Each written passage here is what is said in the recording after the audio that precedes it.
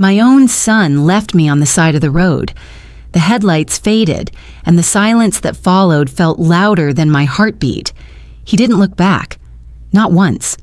But the man who stopped to help me that night knew something about my son that I didn't.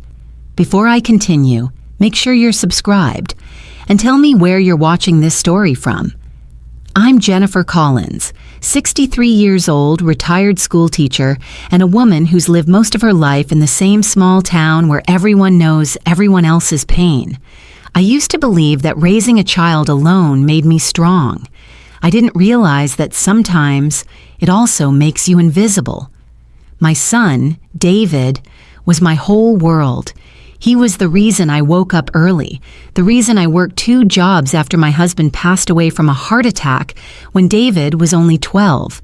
I sold my wedding ring to pay for his college textbooks, and I never once regretted it.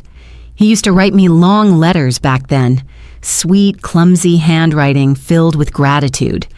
"Mom," he'd write, "I'll buy you a little cottage by the lake one day. You'll wake up to sunshine and peace. No alarm clocks, no worries." I believed him. Every mother wants to believe her son means the promises he makes. But years change people in ways you can't always see coming. After college, David moved to the city. New friends, new lifestyle, new voice on the phone. He still called every Sunday, but the calls grew shorter. Then they became texts. Then, silence. When I called, it often went to voicemail. When I visited, he'd say he was too busy or in meetings. He'd changed jobs, changed apartments, changed everything, except his last name. That was still mine. And then came the day I thought would bring us close again, the day he invited me to see his new home. "Just a weekend, Mom," he said. "You'll love it. I'll pick you up from the bus station." His voice sounded rushed, distracted, like he was doing me a favor. Still, I packed carefully.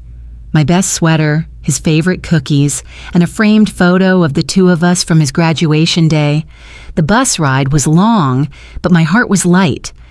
I remember pressing my forehead to the window, watching fields blur into highways, thinking, maybe this weekend will fix everything.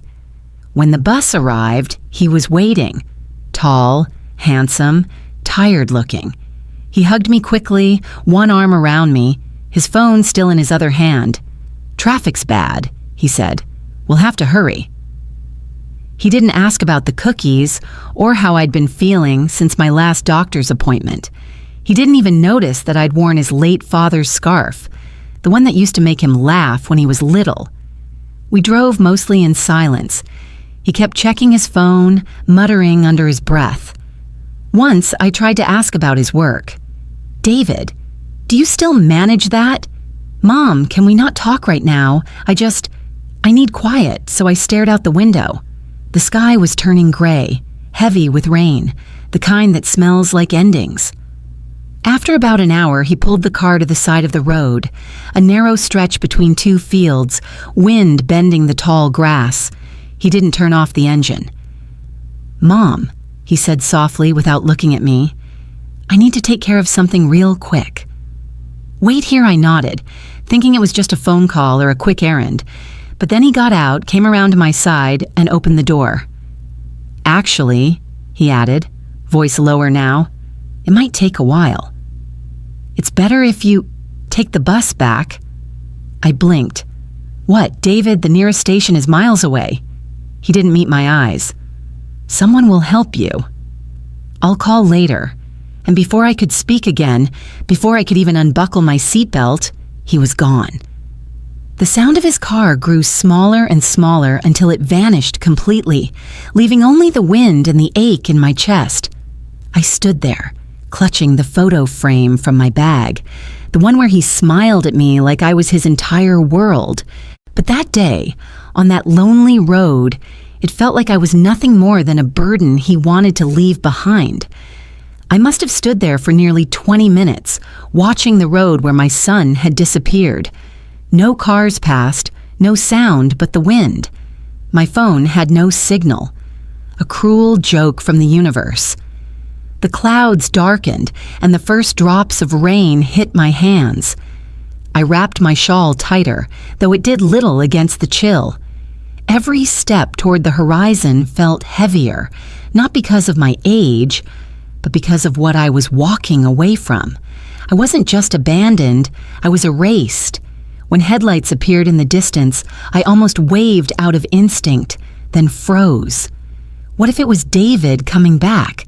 For a second, hope, that foolish, stubborn thing, fluttered in my chest. But as the car slowed beside me, I saw it wasn't him.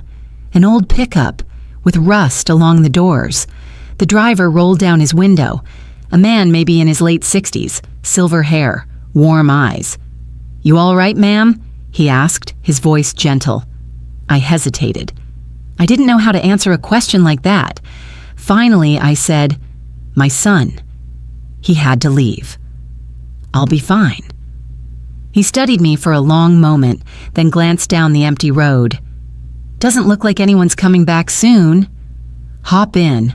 I'll take you somewhere safe." There was something steady in his tone.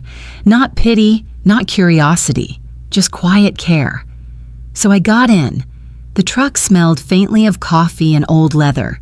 He handed me a small towel from the glove compartment. "You're soaked." "Thank you," I whispered, pressing it to my face. We drove in silence for a while, the rain drumming on the windshield.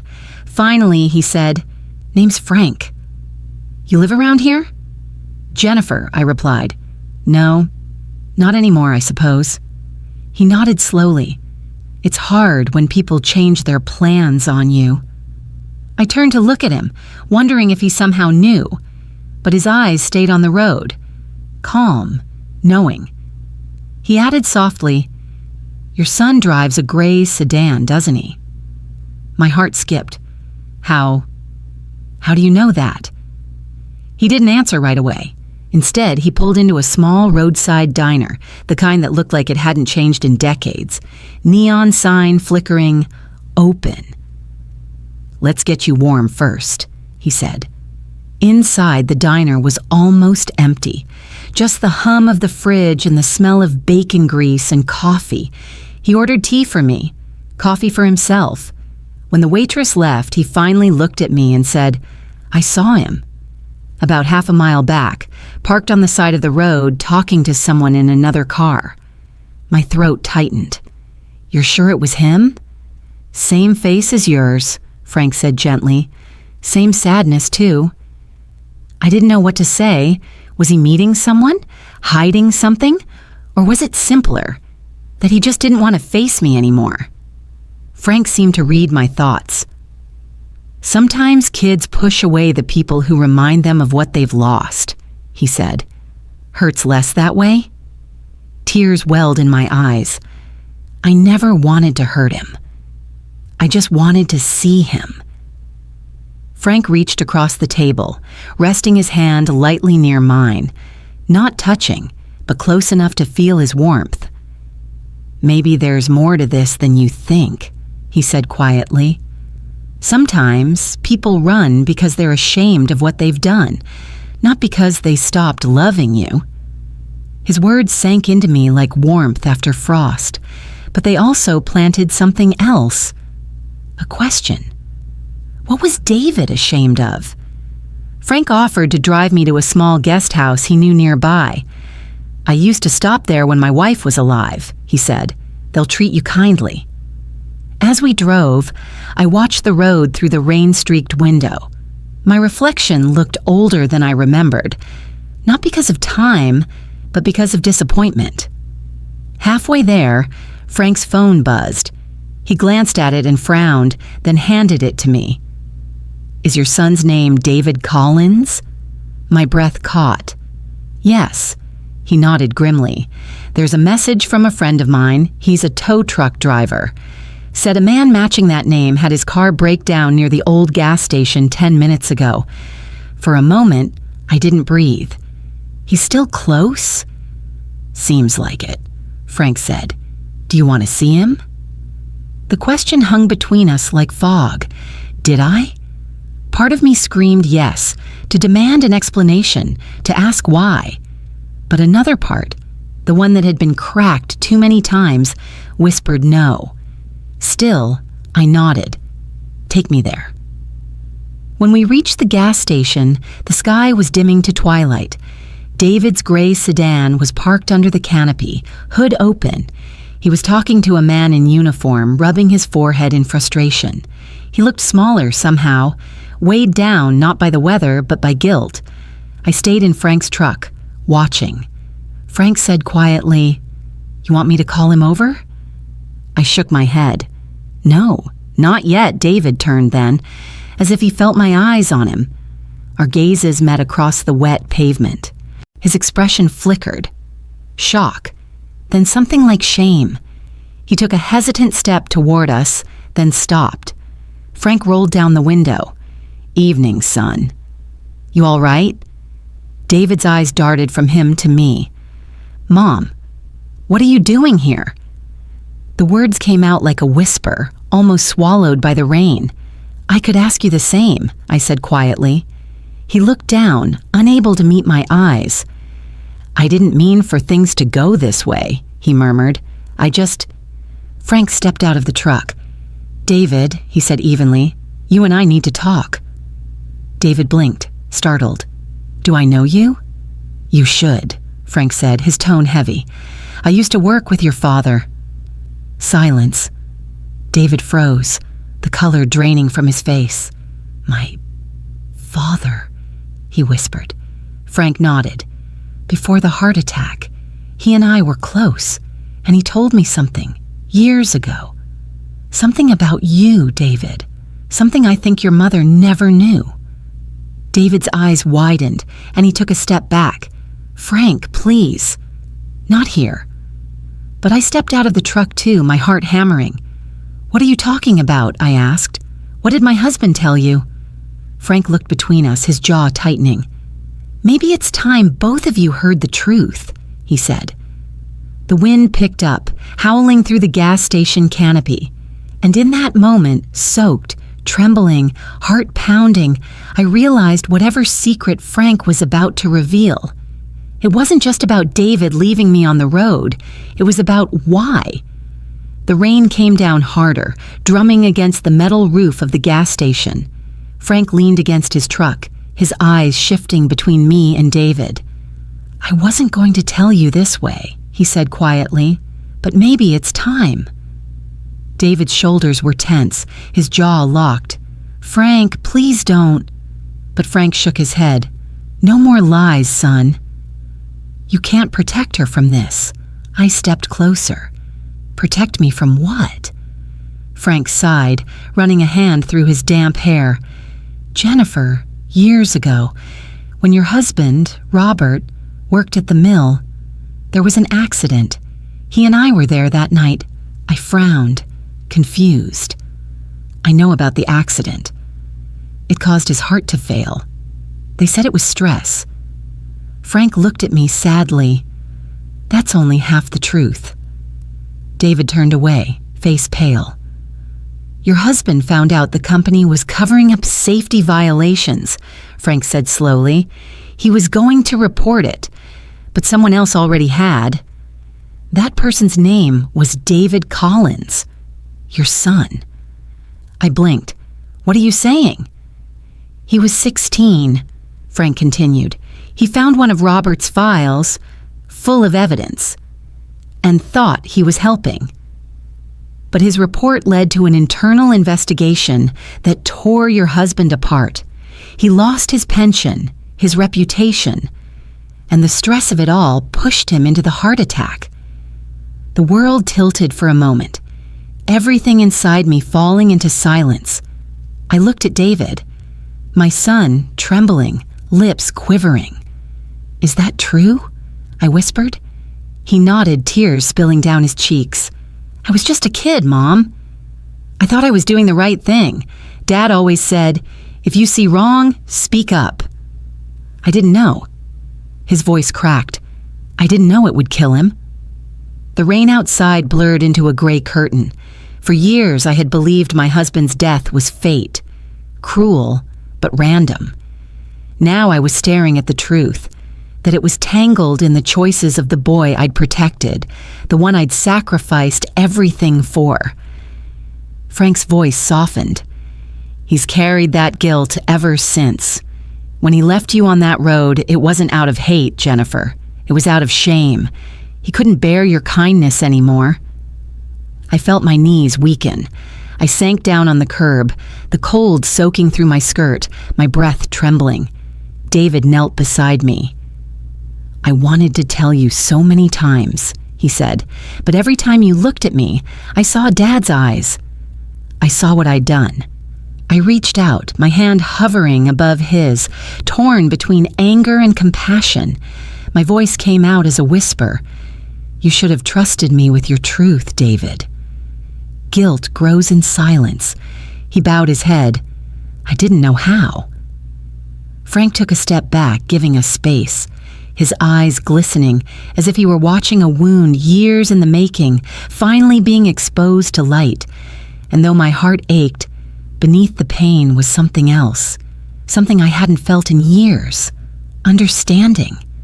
We sat there for what felt like forever. Mother, son, and the ghost of a man who died for honesty. The rain slowed to a mist, and the world seemed to hold its breath. Finally, I spoke. David, look at me. He lifted his eyes, broken, searching. You made a mistake, I said softly, a terrible one. But you were a child, not a monster. He shook his head violently. I ruined your life, Mom. You lost everything because of me. The house, the friends, the peace. I see you walking to the store in the same coat every winter because of me. I smiled sadly. I wear it because it's warm, not because of what I lost. He blinked, confused. I lost your father, I continued, voice steady now, but I didn't lose you. Not until you decided I was better off alone. He looked away, ashamed. I thought, maybe if you hated me, it'd be easier for you. Do you hate me? I asked. He froze. No. Then why assume I'd hate you? Love doesn't vanish when people fall short. It hurts, yes, but it waits. Frank watched quietly, his hands in his jacket pockets. There was something gentle in his eyes, the kind of empathy that comes from surviving one's own regrets.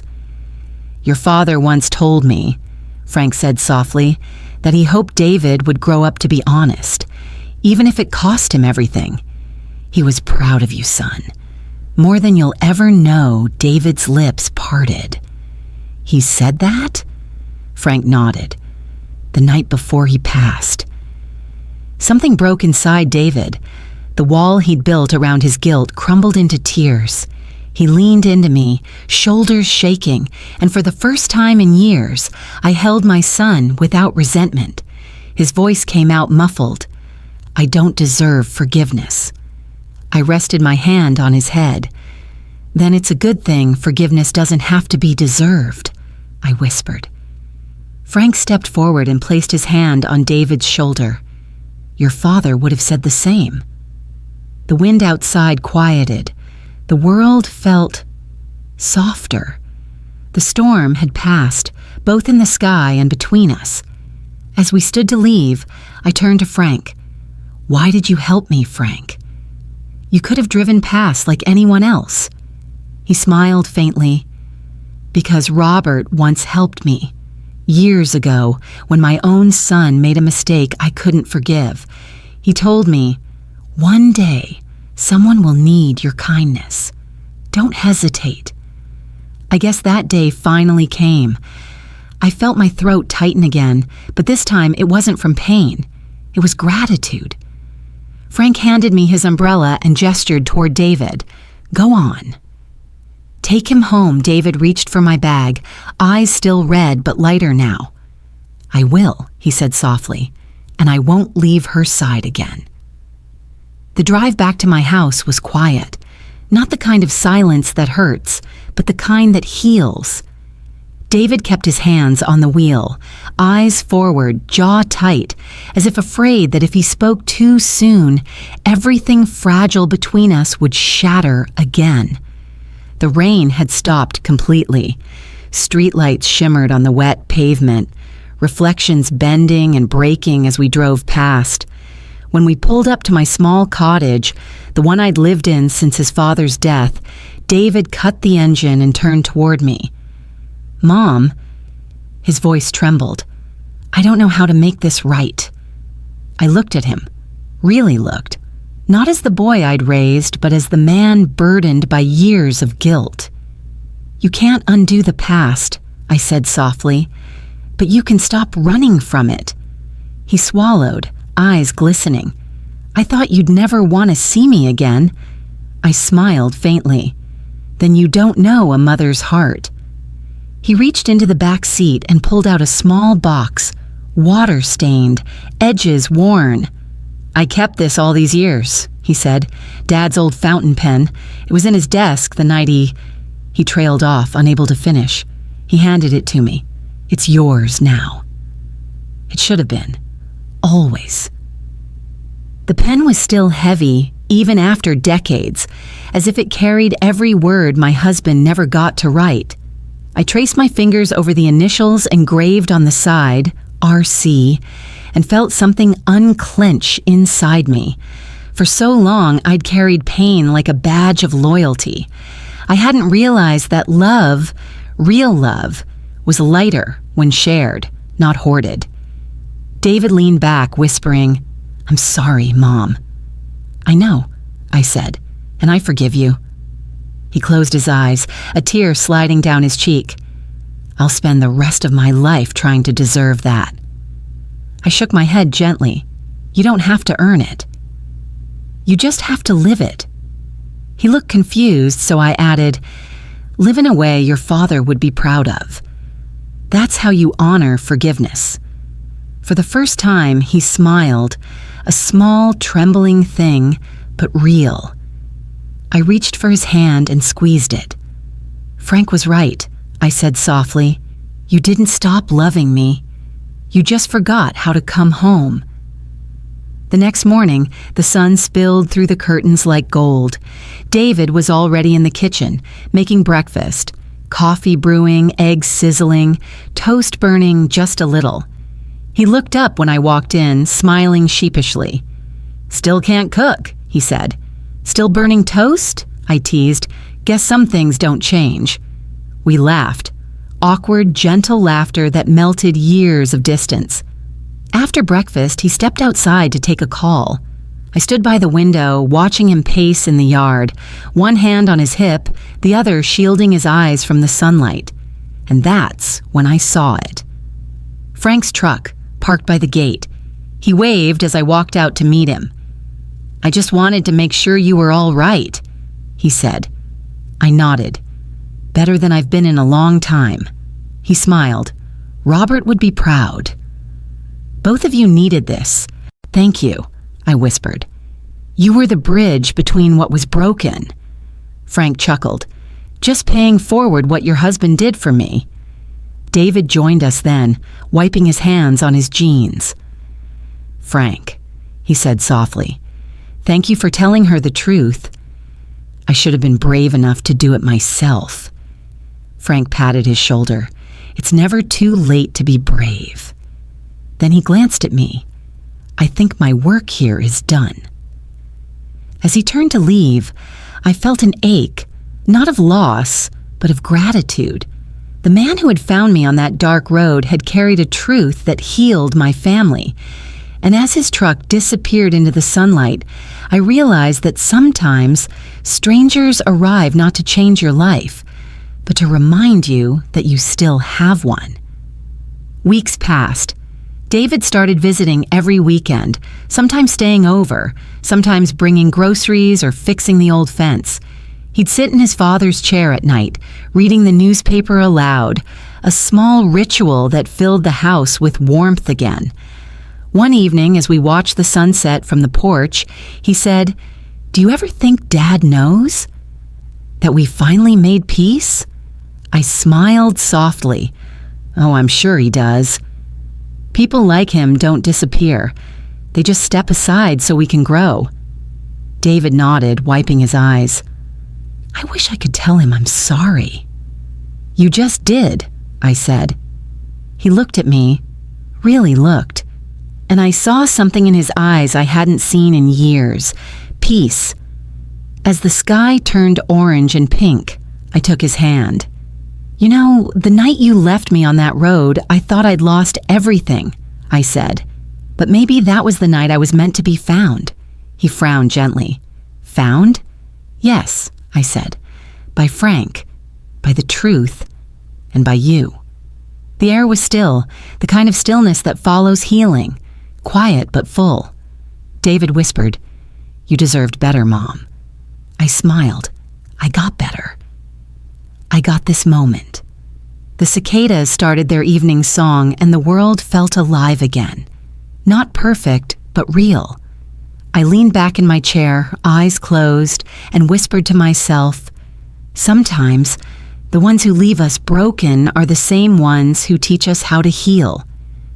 I don't know where Frank is now. Maybe he's driving those quiet country roads again, helping another lost soul find their way home. But I'll never forget the night he stopped for me.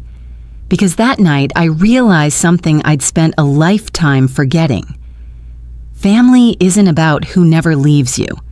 It's about who finds the courage to come back. David visits every Sunday now. He brings fresh flowers for his father's grave and sits with me for hours, talking about nothing and everything. And sometimes, when the sun begins to set, he'll whisper, "Thanks for waiting for me, Mom." And I just smile, because that's what mothers do. So if you're listening to this, and someone you love has drifted away, don't lose hope. Even the longest roads can lead home again. Did you like this story? Tell me which city you're watching from. And don't forget to subscribe, because your next story might just remind you that love, even when forgotten, always finds its way back. With love and respect, Jennifer.